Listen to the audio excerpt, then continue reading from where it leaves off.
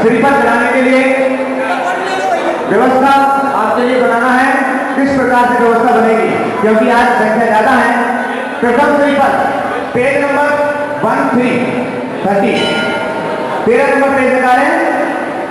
प्रथम श्रीफल मूडी परिवार, यहाँ पर पधारेंगे पूरे मूडी परिवार के जितने भी सदस्य हैं, सभी सदस्य यहाँ पर आएंगे। प्रथम श्रीफल प्रथम पदे में समर्पित करेंगे और उसके बाद हमारे समाज के जो अध्यक्ष हैं श्री प्रकाश जी चौधरी, उनके परिवार यहाँ पर आएंगे।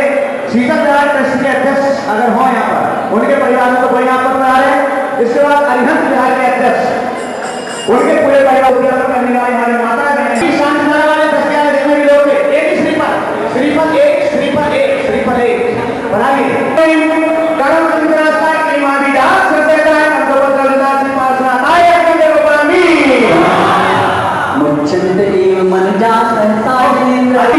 पर्वतराज की तीर्थंकर भगवंतों की निर्वाण भूमि की, तीर्थंकर भगवंतों की निर्वाण भूमि की, आचार्य गुरुवर श्री विद्यासागर जी महाराज की, आचार्य गुरुवर श्री विद्यासागर जी महाराज की, पूज्य श्री निशंक सागर जी महाराज की, पूज्य श्री निशंक सागर जी महाराज की। पूज्य महाराज श्री के चरणारविंद में निवेदन, संवेद शिखर पर्वतराज के ऊपर आपका जो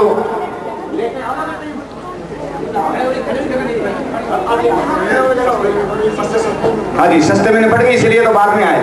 पूज्य महाराज श्री की बोलो विमल नाथ की, बोलो अनंत नाथ की, बोलो धर्म नाथ की, बोलो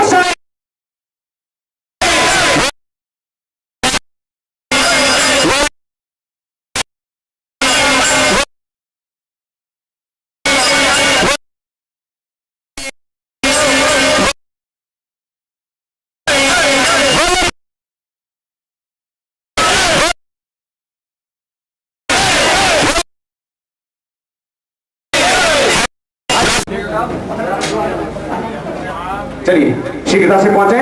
और इस प्रकार से स्वधर्मेंद्र की आज्ञा से कुबेर जहां पर भगवान के निर्वाण की प्राप्ति होती है, मुक्ति की प्राप्ति होती है, उस स्थल पर उन भगवान के चरणों की और टोकों की स्थापना वे करते हैं। आपके लिए बतला दें, हर युग में 170 अयोध्या और 170 सम्मेद शिखर की रचना इंद्र की आज्ञा से कुबेर करते हैं। जोरदार तालियां बजाएं। बोलो पार्श्वनाथ भगवान की, बोलो पार्श्वनाथ भगवान की। और चलिए माइक लगाओ भैया। अभी आपने परमात्मा के परम पद के दृश्य को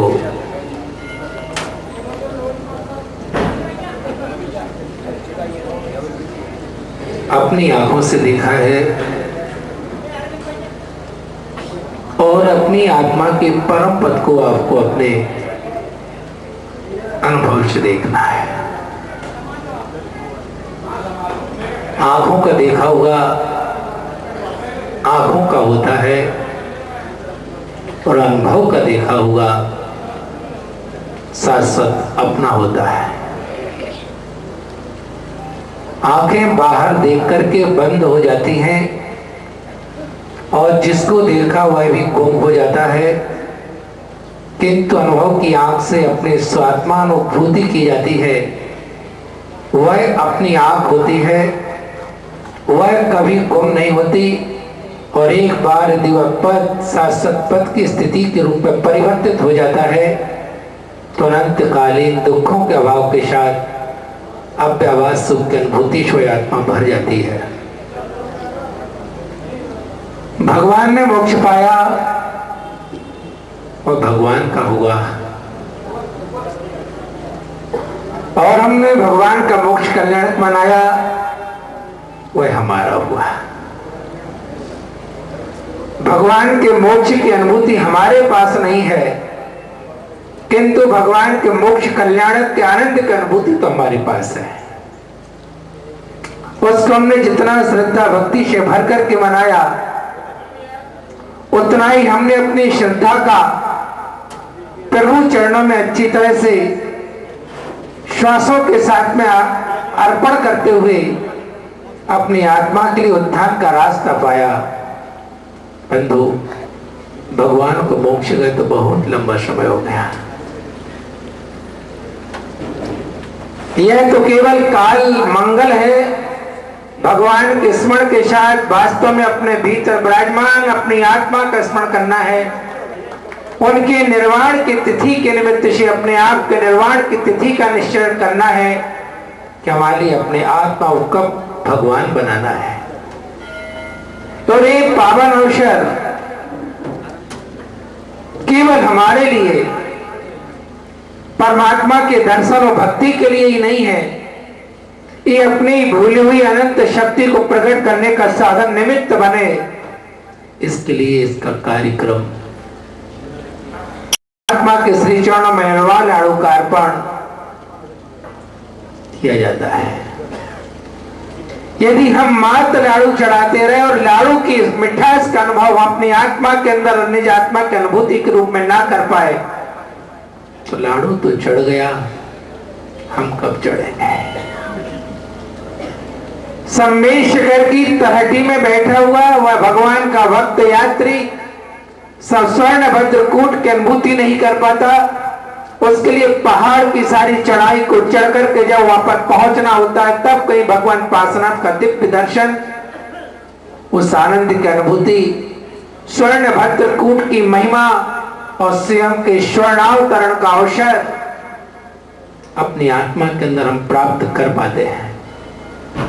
हम सम्मेशकर की प्रतिकृति यहां पर बनाकर, जो सम्मेशकर साक्षात ना पहुंच पाए, भगवान के चरणों में लाड़ू ना चढ़ा पाए,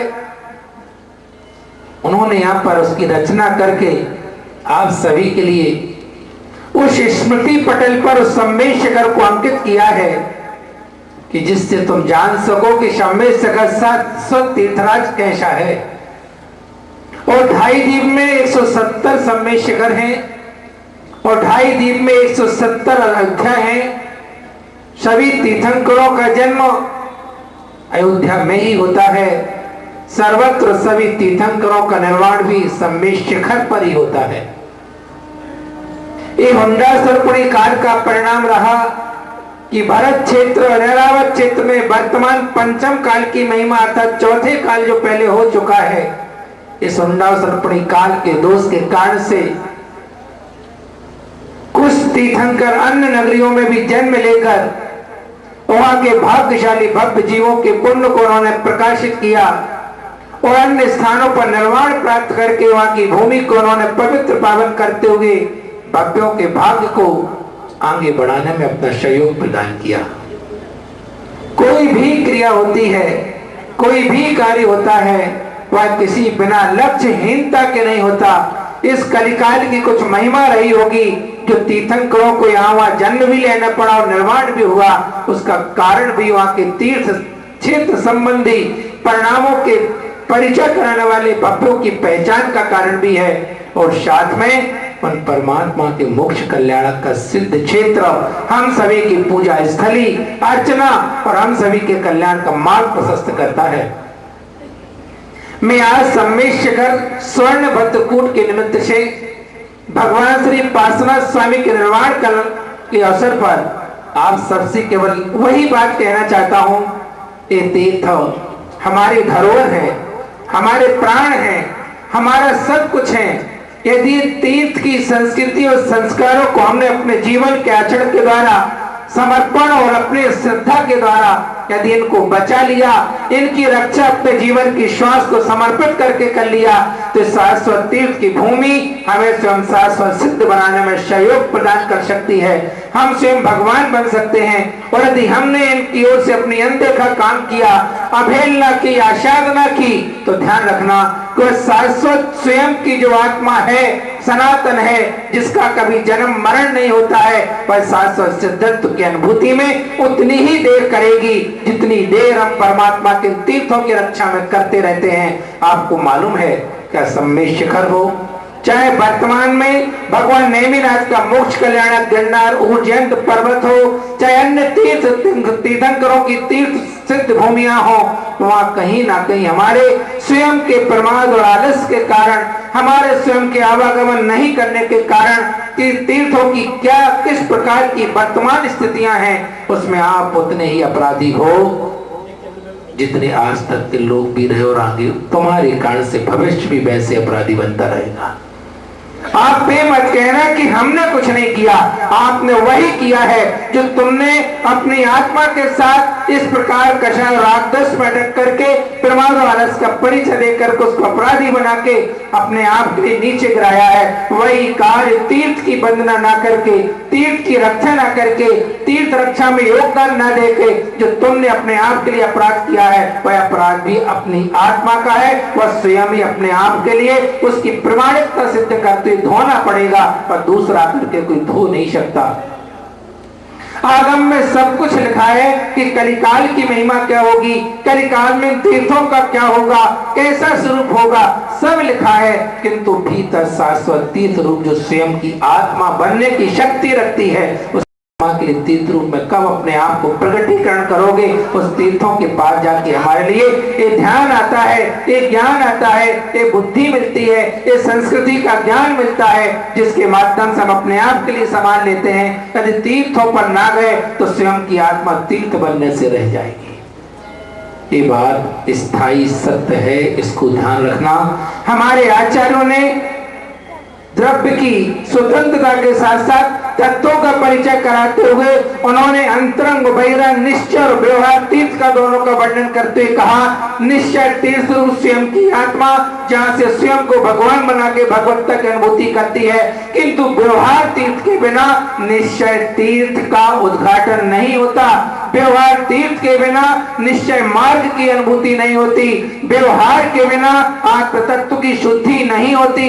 इसलिए बहुत आवश्यकता है। आचार्य कुंकुम भगवान ने समय के अंदर लिखा है कि यदि एक का भी उच्छेद किया जाता है, एक का भी विरोध किया जाता है, एक के प्रति भी हीन परिणाम लाते हैं, तो स्वयं दोनों का ही नाश करने का काम होता है। ये मत सोचना कि सम्मेद शिखर से मैं क्या लेना देना, ये शाश्वत सम्मेद शिखर जो भीतर विराजमान उससे भी कुछ नहीं होगा, वह भी अपने आप को सिद्ध नहीं बना पाएगा। यदि आप चाहते हैं तो बहुत आवश्यकता है इस सम्मेद शिखर तीर्थराज की पूरी शुद्धि, पूरी मर्यादा और पूरे मान के साथ उसका संरक्षण करते हुए अपने जीवन को स्वयं परमात्मा बनाने की श्रद्धा के साथ समर्पित करिए, तो ही काम हो सकता है, बिना उसके बिल्कुल भी नहीं होता है। आज हमारे हाथ से हमारे तीर्थ, लोग आज कहने लगे हैं भगवान तो वहां है नहीं, काय को जाना है।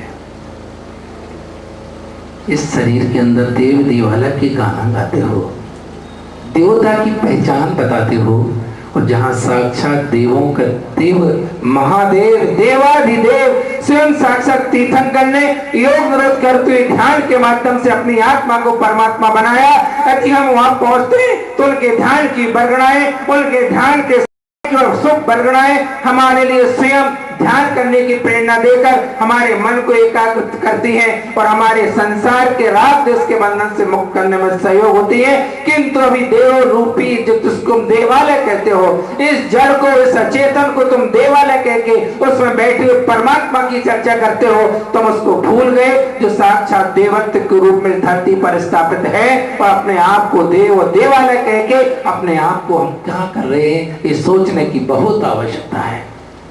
हम बहुत सारी भाषाओं के चक्कर में, बहुत सारे मीठे शब्दों के चक्कर में और बहुत सारे मान सम्मान प्रतिष्ठा के चक्कर में हम सत्स्वरूप चेतन आत्मा के साथ वो शाश्वती जो स्वयं चेतन नहीं है किंतु चेतन की चेतना का सर्वश्रेष्ठ उदाहरण है कि जहां से चेतन आत्माओं ने अपने आप को चेताते हुए चेतना की अनुभूति कर चेतन स्वरूप चेतन पद को प्राप्त परमात्मा पद को पाया है, उसको हम भूल गए, यानी अपने आप को भूल गए। ये बात अच्छी तरह से ध्यान रखना। इसलिए तीर्थों की मान मर्यादा, उनका गौरव, उनका सम्मान, उनकी गरिमा, उनकी मर्यादा, ये हमारी आत्मा की ही सब कुछ मर्यादाएं हैं। इसका पूरा ध्यान रख करके उनका संरक्षण अवश्य करते रहें। और यदि नहीं किया तो वर्तमान में आप जहां बैठे हो वहां से कहीं निकल गए, कहां पता नहीं कहां। ये तो हमारी भल मनसात है। हमने कल भी कहा था कि व्यवहार कुशलता है कि हम किसी को नरकी बिल्कुल नहीं कहते, सबको स्वर्गीय ही बोलते हैं। ये हमारी कुशलता है, लेकिन परिणाम अपना अपना बताता है। और स्वयं का भगवान उस परमात्मा साक्षात जानता है कि इसकी अंतर की परिणति किस रूप में है और उसका वर्तमान से भविष्य का क्या निर्धारण हो रहा है, ये अपने आप दिखता है। किसी से पूछने की आवश्यकता नहीं है। हाथ कंगन को आरसी और पढ़े लिखे को फारसी की बिल्कुल आवश्यकता नहीं है। लेकिन हम हाथ में कंगन पहन के भी दर्पण के सामने देखते हैं, हमें कैसा लग रहा है, माने आंख अंधी होगी, पक्का हो गया है। हम पढ़े लिखे होकर के अपने आप के अस्तित्व को पश्चिमी सभ्यता के संस्कारों में डाल करके अपने आप को उस भाषा का प्रयोग करके उस संस्कृति के आवरण को ओढ़कर वैसे ही अपने आप के चाल चलन के द्वारा अपने आप को बताते हैं कि हम बिल्कुल भी पढ़े लिखे नहीं है। अरे अनपढ़ व्यक्ति दूसरे की बातों को अपनाता देखा देखी जीता है, किंतु पढ़ा लिखा समझदार व्यक्ति आंख खोल करके जीता है, देखा देखी नहीं, देख करके जीता, संभाल करके जीता है। इसलिए बहुत आवश्यकता है कि आप वर्तमान युग में अपने आप को कहां ले जा रहे हैं, इस बात को अच्छी तरह से देखें, जाने। दूसरी बात मुझे आपसे करनी है, आज वर्तमान काल में लिव इन रिलेशनशिप, ये बात और ये व्यवहार और ये आचरण आज की वर्तमान पीढ़ी में, वर्तमान युवा युवतियों में, वर्तमान पढ़े लिखे लोगों में, बड़ी बड़ी सर्विस और बड़े जॉब करने वालों में, बड़े बड़े पैकेज वालों में ये अच्छी तरह से देखा जा रहा है कि वर्तमान की स्थिति क्या हो रही है और हम अपने आप के लिए हम कहां लेकर के जा रहे हैं। ये बात बंधु ध्यान रखना, यह केवल अपने आप की मर्यादाहीनता, अनाचार का पोषण और साथ में इस मानवता की श्वासों को घोंट करके हम केवल अपने आप के अपराधी नहीं, अपनी मानवता को भी काला दाग लगा के अपराधी बनाने में लगे हैं। ये बात अच्छी तरह से याद रखें। यह रिलेशनशिप रिलेशन नहीं है, यह रियल नहीं है, यह केवल तुम्हारे लिए जिस पिक्चर को देख करके तुम अपने आप की रील की लाइफ में जीना चाहते हो, अपने आप को पिक्चर में बनाना चाहते हो, उसका परिणाम है कि तुम्हारा घर और तुम्हारा जीवन दोनों ही नीचे चले जा रहे हैं रसातल की ओर। उसका परिणाम वर्तमान भी भोग रहा है और भविष्य भी तुम्हारे पास आएगा। आज सारे संबंध, सारे रिश्ते, सारी मर्यादाएं, सारा मान, सारा कुलाचार, सारी संस्कृति और सारा समाज जिस देश में जिस स्थान पर आकर के आज बैठा है, उसका परिणाम क्या हो रहा है आप खुली आंखों से कभी देख सको। वैसे सज्जन व्यक्ति इन सारे दृश्यों को अपनी आंखों से देखना भी नहीं चाहता और दिख जाए तो उसकी आंख नीचे झुक जाती है। जिनकी आंख में इज्जत नहीं बची है उनकी हम कह नहीं सकते हैं, जिनके जीवन में मान मर्यादा शर्म नहीं बची है उनके लिए कहने की आवश्यकता भी नहीं बची है, क्योंकि उन्हें किसी की मानने से नहीं। अरे बंधु, छठ में काल में तो नियम से स्थिति ए बननी है, पशुता में और मानव में कोई अंतर नहीं होना है।